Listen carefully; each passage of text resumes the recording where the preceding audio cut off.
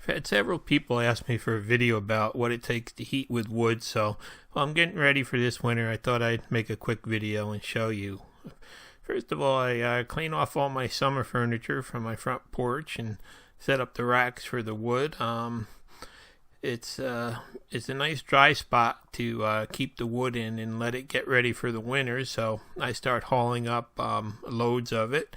And all the wood that I burn usually is at least 2 to 3 years old that has been cut down and drying. So, basically I start out by filling up this porch, and that's enough wood there. Basically, should make me past Christmas. The sun will hit it every day. It's facing west, so it's going to get a nice breeze, and it does dry real quick.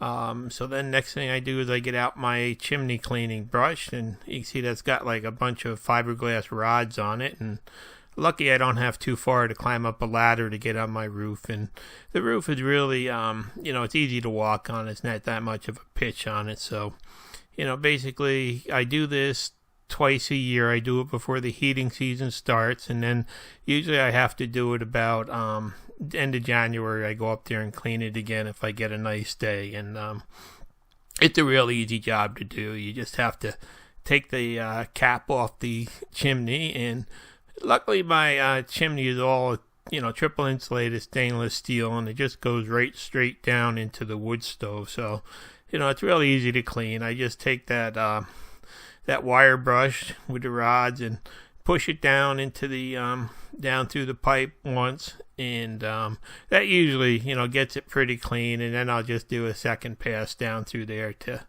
in case there's anything left in there. And it comes out basically bright and shiny in there. Very little sticks to these insulated pipes, I find out. Plus I try to burn extremely dry wood that's not going to create any creosote. So everybody has different cleaning schedules they have to go with on their chimney according to the stove they have and the wood that they burn. So that only takes maybe 10 minutes to go up there and run the brush down through it a couple times. And it's a real simple chore, but it really has to be done constantly. You always have to keep an eye on it with a wood stove, because one thing you don't want is a chimney fire. Yeah, I just thought I'd take you up on the roof with the camera this time, and you can see it's really not that steep a slope or anything on it, and really easy to climb up on. And you do get a pretty good view from up there. You can see pretty much all my property. You look around, you can see my garden back there in the corner, and the spot where I started leveling there, and the leaves are starting to fall down somewhat, and my shop, and so that's pretty good 360 view of the property. And then I got this ladder that I use. It's not one of the little giant ladders, but it folds up like it. You have to really watch out that you don't pinch your fingers when you're folding it up and stuff, but it does work good, and it came from Home Depot, and I think I got it on sale for like $78 or something like that. So it's much more reasonably priced than one of those little giant ones. I mean, a little bit tougher to use, but it works. And I like using these gloves when I'm moving firewood around. They really do stand up, and I find they last longer than those cheap leather palm gloves that I used to use. Now it's potato picking time, and I hear these trucks going by constantly. There goes 20 tons of potatoes, and about every 20 minutes you'll see one of them go by for about 3 weeks during the potato harvest season. Now it's time to go back inside and start cleaning up the mess. I never cleaned it up last year when it was over, so pretty much just open it up, and the Shodel stove, the top there pops right out. Really easy to get in there and be able to clean it, and you can really see that my chimney pipe comes straight down into the back of the stove there, and there's just one little spot in the back there where the creosote falls down into, and I take a shop vac and clean it out. And I've got all double wall stainless pipe going up through the house and stuff too. I got to touch it up a little bit with some stove black when I get done here, but basically all I do is I take the vacuum and I suck the creosote that came down from the chimney out. And usually, like I said, I'll get maybe about 1 to 2 cups of it in there. Just, maybe a handful or two that, is easy to clean up.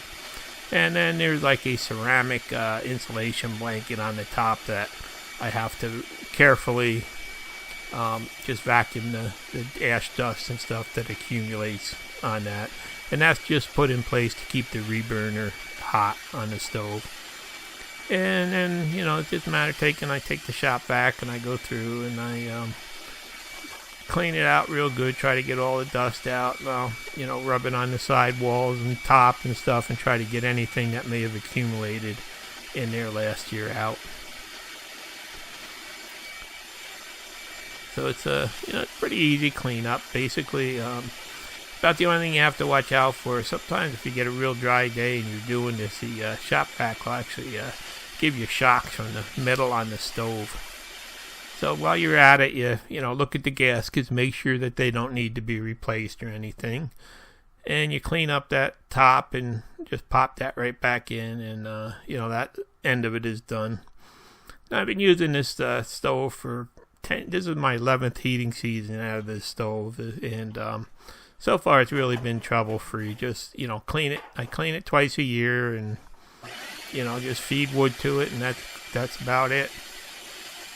So you have to the ashtray goes in the bottom there, and I always vacuum that out good, because if anything builds up behind there, the door will close real tight. So just vacuum everything out and check the gaskets.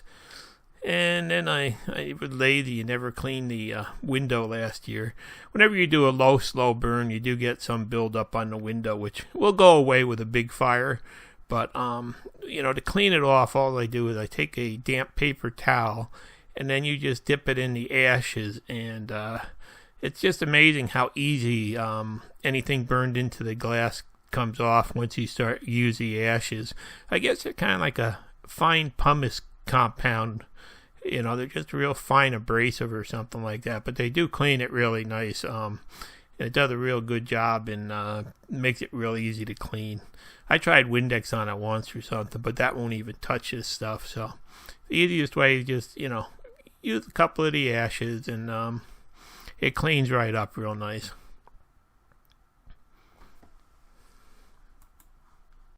Now, the people that lived in the house before me, it uses oil they used oil to heat it, and they said that they averaged between 700 and 900 gallons a winter. And the first winter that we were in it, it was a really mild winter, and actually I burned a little over 700 gallons. So, that made me make the decision to switch over to wood. Back then, I think oil was about $4.59 a gallon the first winter, something like that. It was just ridiculous. So you can figure out how expensive it was from there. So the way I see it, the wood stove actually paid for itself the first season that I used it, and that's basically because I do have my own wood that I cut and whatnot. So pretty much go through and I vacuum everything good, just check over all the gaskets and check the stove over good, make sure there's no cracks in the seams or gasket cement mixing or anything. So, and then just do a final little wipe down on it to get any dust off that's accumulated.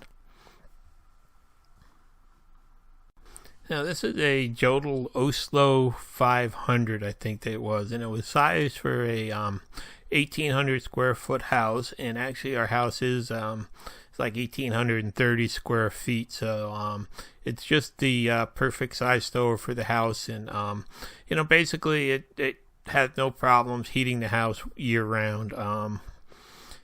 Sometimes in the middle of winter, if you get a real cold 20 below February, wind chill, the furnace might kick on once or twice, but that's about it. And when I installed it, I actually put those aluminum strips you can see there on the platform for it, just to be safe in case anything ever rolled out of it. But I've really never needed them. But it was just a little feature that I thought would be great to add to, for a little extra safety. So there it is, all cleaned up, and first fire of the year started up, and there'll be many more all season long.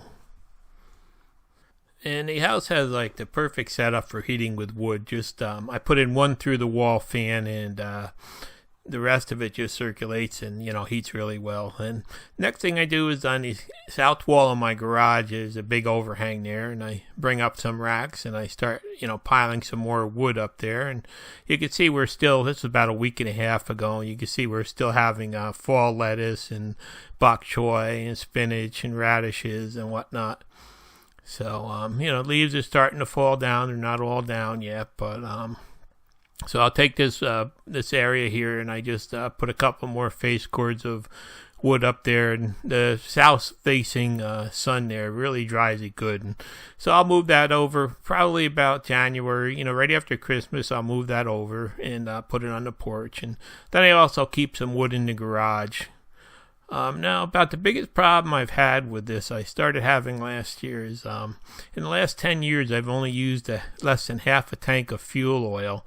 So I am having some problems with my filters plugging now, and I think the oil in the tank may be gelling. So I'm going to be looking into, I think in the next year, putting in a propane gas furnace just to so I don't have to worry about having fuel oil sitting around. But the only thing else that goes with, hitting with wood is as soon as the leaves come down, I'll be dropping and cutting up and splitting some more wood for, next year or the year after. So, pretty much I just thought I'd share this because I did have some people that were interested in, just kind of seeing what it takes to heat with wood. And this is, what I go through every year. So, and it is, it is a little bit of work, but I really do enjoy it, so it doesn't bother me. And on top of that, it actually saves a couple grand a year on oil that can be spent on other things. Soon I'll be carrying in some of my air-dried wood and, setting it in the room there with the wood stove and let it do the final drying so I can get going with some more of my woodshop projects this winter. Thanks for watching. Please subscribe.